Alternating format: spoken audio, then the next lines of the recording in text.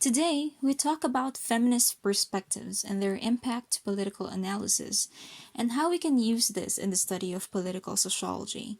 We highlight how the personal is affected by political structures and vice versa. We argue that the personal is political.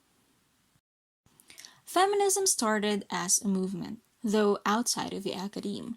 The basic premise of the movement was equality, as women were not accorded the same rights as men in the past.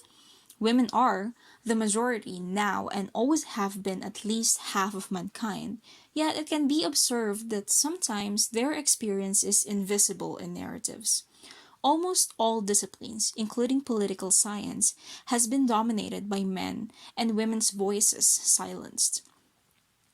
The feminist perspective starts with the argument that power relations has a gender dimension. An analysis of political and social institutions can show this dimension of power relations. There are three strands of feminism. These are only some of the general arguments forwarded by these strands. Liberal feminism focuses on individual rationality, public-private distinction, and the reformability of institutions. They believe in the individual freedom and autonomy of women to make choices and decisions regarding their personal life. This is in response to societal expectations on women and regulations on the female body, for example. Marxist feminism focuses on the economic structure that worsens women's life conditions because they are not just victimized by the exploitation and alienation of the capitalist system, but they're also victimized by the underlying sex-gender system that further impoverish and exploit women. They are thus very critical of capitalism and argue that equality cannot be achieved in an exploitative system such as this. Radical feminism. For radical feminists, sex war is the most basic political struggle. They argue that women's oppression cannot just be seen in the public sphere where women are discriminated. This starts in the private sphere, at households, where cases of rape, domestic violence, and sexual abuse show the deeply entrenched power relations between the two sexes. There are, however, more conceptualizations of women and their identity and autonomy from other feminist perspectives. We can see here, however, the nexus of the state and society through the insistence of women's freedom and choice by liberal feminism, emancipation from the clutch of the capitalist system by Marxist feminists, and the call for social change, starting from the most basic unit of society, the family, by radical feminists. All formulations show us that feminism is innately political. Feminist theories start with gender categories, hierarchy, and institutionalized inequalities. Its central concern is power relationships between women and men. Thus, this perspective is crucial in understanding aspects of power that would not otherwise be discussed in state-centric discussions of the dimensions of power. The feminist conceptualization of the political also challenges us to critique how politics is generally studied, as it is usually overwhelmingly male. And as mentioned in the previous slide, it is important that power is not just situated in public spaces such as the state and democratic processes, for example, but also in private spaces. Inequality at home translates to inequality in the state and democratic processes. When women are not given opportunities to decide on their own bodies, which is a very private thing, this translates to several forms of oppression in the public sphere, such as discrimination in the workplace or in voting during elections. Conversely, national laws also govern women's bodies through, for example, making abortion illegal and the access to contraceptives difficult. These are not just personal concerns but are inherently political issues. Feminism is still a new approach in understanding political phenomena. It began as a critique of male political science. Women were excluded as political actors, for example, in early voting and political participation studies. This opened the space for studies focusing on women and their involvement in formal political processes. This was through adding women in or bringing women in. Though this was a slow process, as it seems like women's political participation were being studied as in other disciplines, this was tokenistic, as if women or adding women in necessarily deepens the analysis of a study. Nonetheless, this was still a crucial turning point as slowly women are being recognized as actors and their participation in politics and political life studied.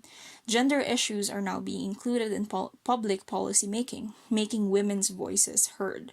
The third and last stage is still ongoing, mainstreaming women's studies in political science.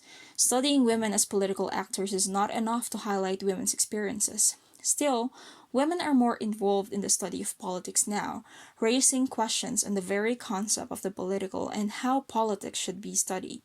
For example, feminists point to the way how theories and approaches in political science are based on male attitudes and behavior. For example, when we talk about political behavior and interest as per the rational choice theory, are there theories derived from only male experiences, or did the studies include women in their samples? Asking these questions in the first place make us more critical of the theories that we subscribe to and the studies that we will all be conducting in the future. Key to the feminist perspective is the reconceptualization of what is defined as political in the context of the state, political institutions, and political participation.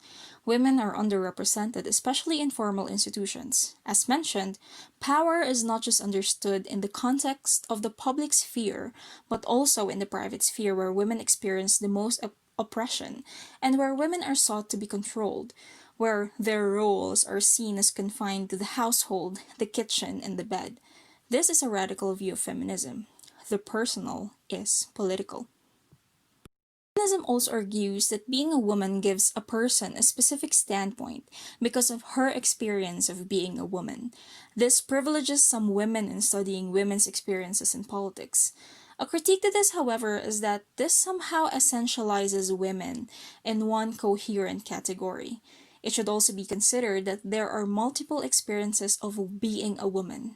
A poor woman, a Muslim woman, a woman living in a developed country all have different experiences, and some experience more oppression than others.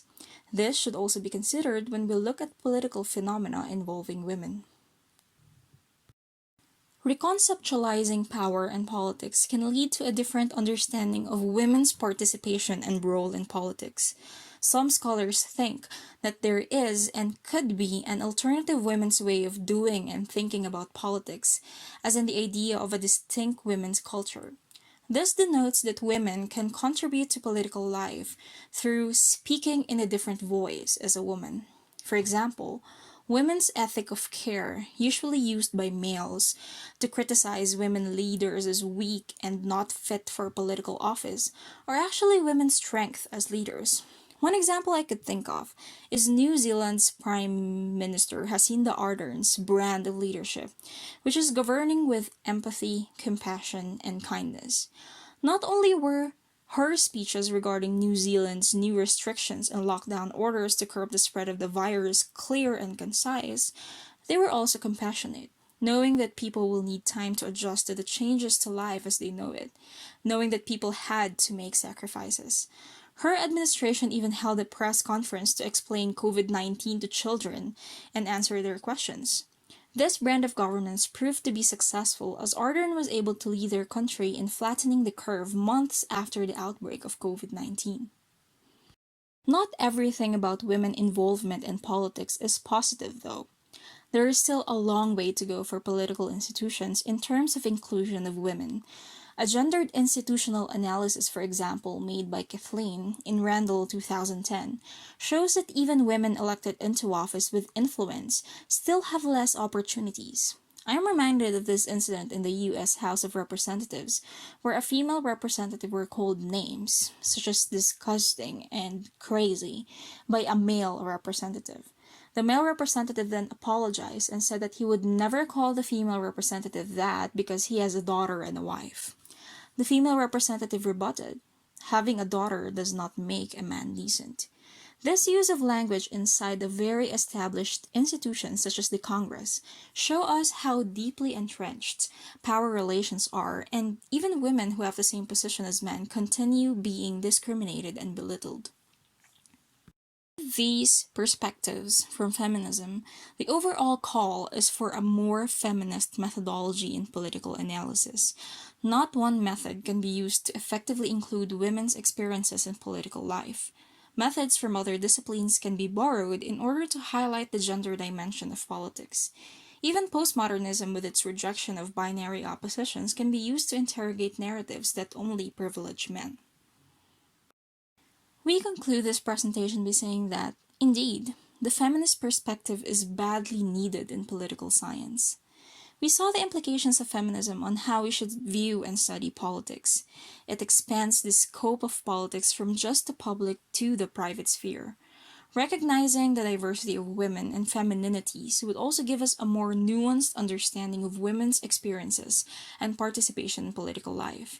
This can be done through properly contextualized research. In political sociology, feminism is crucial as it effectively shows us the nexus between the political and the social, which we need if we are to understand the different sides of power properly.